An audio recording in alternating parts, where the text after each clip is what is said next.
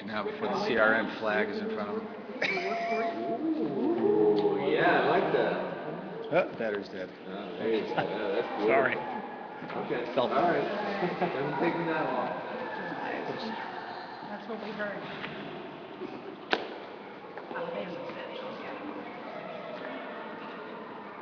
Let me know when you're all set, and I'll talk about the highlights from the latest Quinnipiac University poll. It's very early. It is early, 17 months out. It's a benchmark.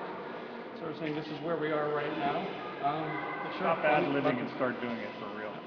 I am good for real. That is for real. Are people interested in politics right now, and what is this poll? Can we get a spiel first? Yeah, can you give us the general? You want the general Yeah. on the poll? Thank you. Okay. I would say when looking at Governor Malloy's numbers, you could call him mid-40s Malloy. If you look at almost all of the key measures that you would look at when analyzing an incumbent's strength, Governor Malloy's numbers fall in the mid-40s, whether you're looking at job approval, 47%, whether people think he deserves to be reelected is at 44%, his favorability is in the mid-40s. These are not terrible numbers. They're not great numbers. I'd say they're decent numbers. They're not surprising numbers. If you look at Governor Malloy's job approval rating throughout the first 2.5 years in office, typically he gets a mixed rating from Connecticut voters, about as many approve as disapprove.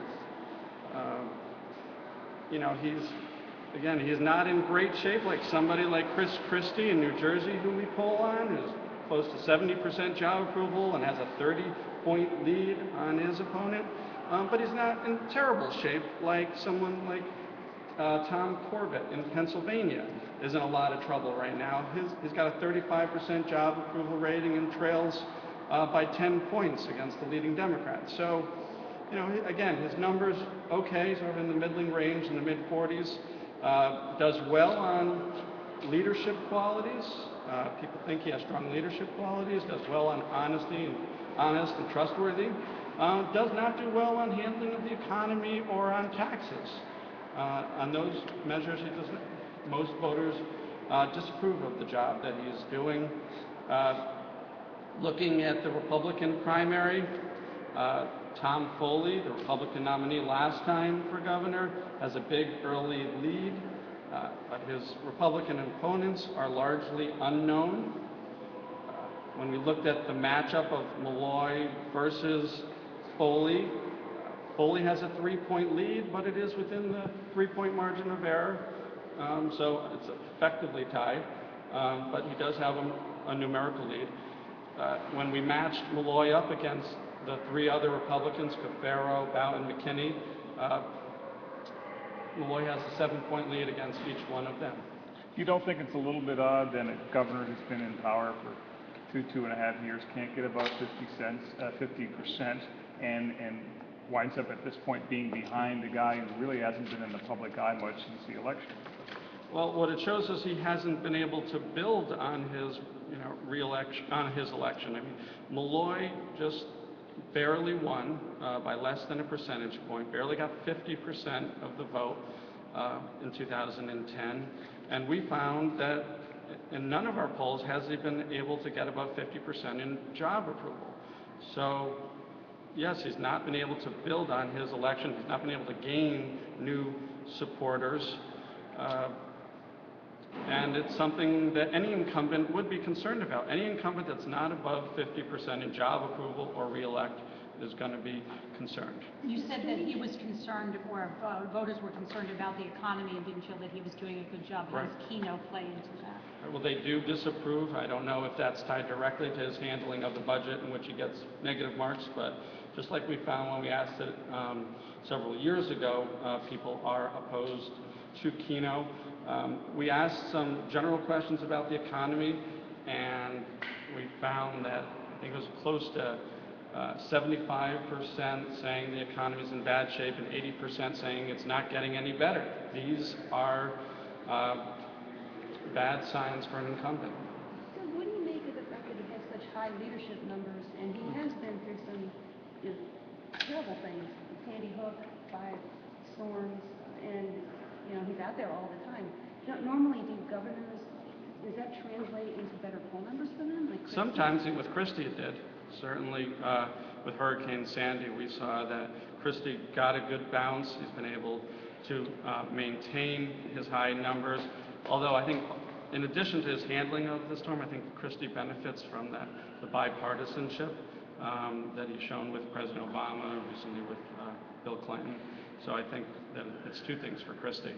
I think that those leadership qualities that he's demonstrated has helped him overall, because if you look at the bread and butter issues, taxes and the economy, he gets largely negative marks.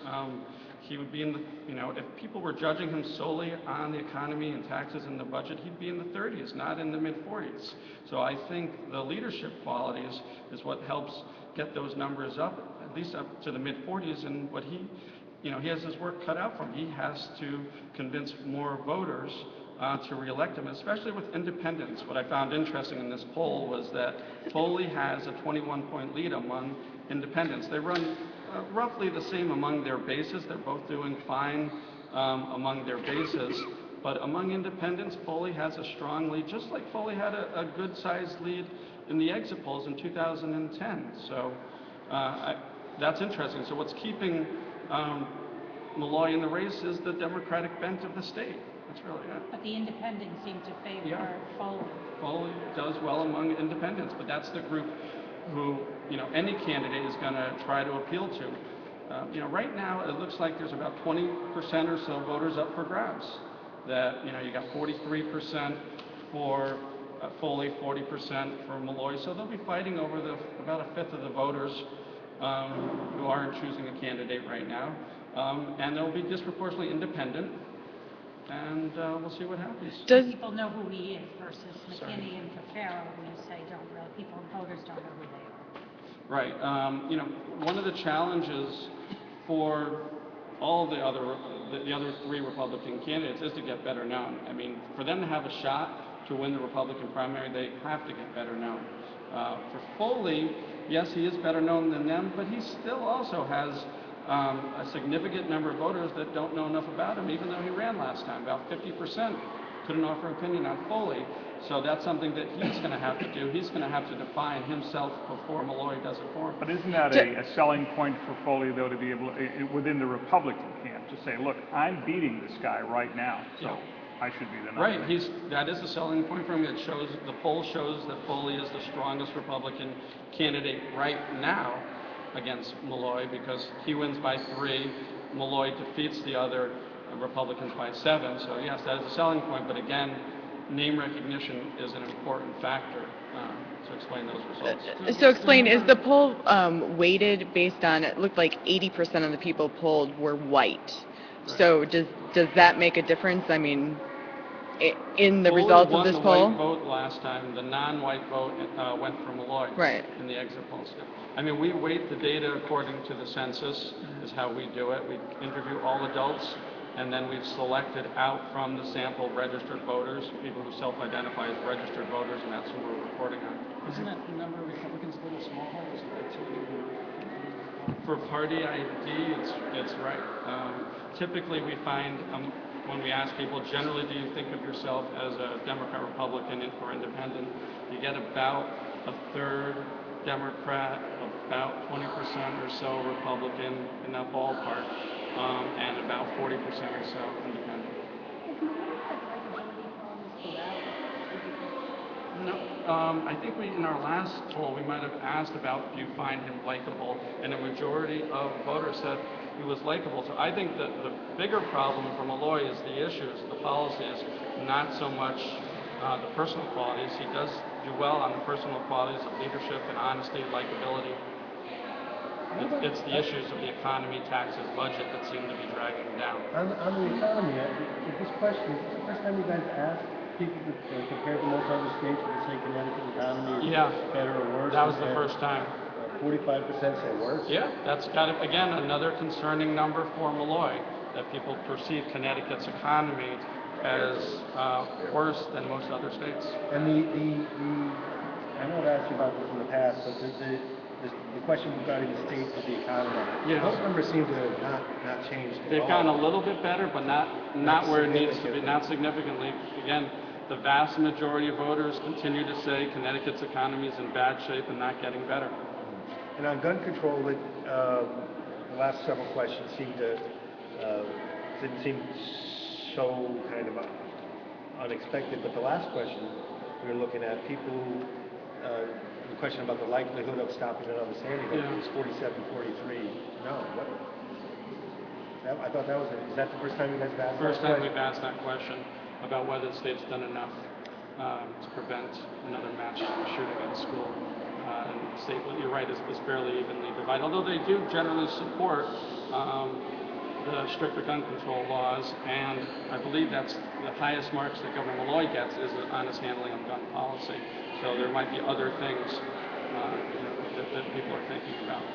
Should we look at the numbers for the other three Republicans as just a generic Republican-based numbers? Yeah, I think so. I mean, the way I was looking at those, Cafaro and matchup with Malloy and also the McKinney and Bowden is, I believe Malloy was getting 44% in each case, and that his reelect is 44%. So Malloy, is about 44%. As I said, mid-40s Malloy.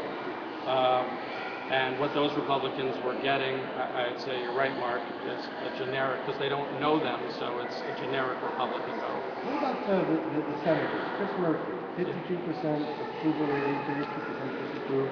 Not much change since the March 13th poll. It's not a discouraging start for a new guy, but it's not going great guns either. I mean, although he would probably say, if you look at the net score, the 52 versus 32, the plus 20 is a decent score. I mean, it's not like Blumenthal, who's, I believe, around 60%. But it's okay. It's not bad. So would you say that Murphy needs to add about 157 events a week to his calendar so he'll get numbers like Blumenthal? I know, you could say that, I couldn't possibly comment, right? And the legislature, they still seem to be held in low esteem. Low esteem, the state legislature, although something that we find in all our states is state legislatures get low job approval numbers. So it's not unique to Connecticut. I'm sorry, did you guys keep speaking? One other time, we found that most people oppose Keno, but that opposition is less than what it was last time. Thanks, All right, so Thank you. Thank you.